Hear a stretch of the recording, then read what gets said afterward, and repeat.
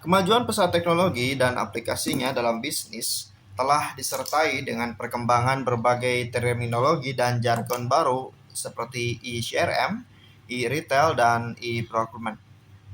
Mogayer pada tahun 1998 mengemukakan bahwa pemahaman tentang layanan yang dapat ditawarkan kepada pelanggan dan manfaat bisnis yang diperoleh oleh teknologi digital adalah hal penting. Namun, label mudah digunakan dalam menentukan ruang lingkup perubahan yang ingin dibuat dalam organisasi melalui penggunaan komunikasi elektronik. Manajer dalam suatu organisasi perlu menyetujui dan mengomunikasikan transformasi digital yang diusulkan mengenai penggunaan teknologi kepada karyawan, pelanggan, dan mitra. Definisi e-commerce. Ruang lingkup perdagangan elektronik atau e-commerce lebih sempit daripada bisnis digital. E-commerce sering dianggap hanya sekedar merujuk pada pembelian dan penjualan dengan menggunakan internet. Maka pilihannya pasti ke Amazon. Tetapi e-commerce juga harus dianggap sebagai semua proses transaksi yang dimediasi secara elektronik, juga harus dianggap sebagai semua proses transaksi yang dimediasi secara elektronik antara organisasi dan pihak ketiga yang berhubungan dengannya.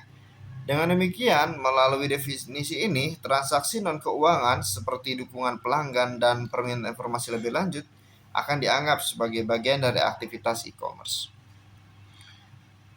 Awal perkembangan e-commerce dikemukakan oleh Combe pada tahun 2006 bahwa e-commerce adalah perluasan dari tradisional e-business ke perangkat lunak nirkabel. Misalnya, handphone, notebook, iPad, maupun PDA. Sedangkan menurut Kalakota dan Winston pada tahun 1997, definisi e-commerce yaitu sebagai aplikasi yang dibutuhkan untuk mengelola segala sesuatu yang berhubungan dengan bisnis, penyajian informasi, jasa, dan komoditi-komoditi dengan menggunakan perangkat mobile.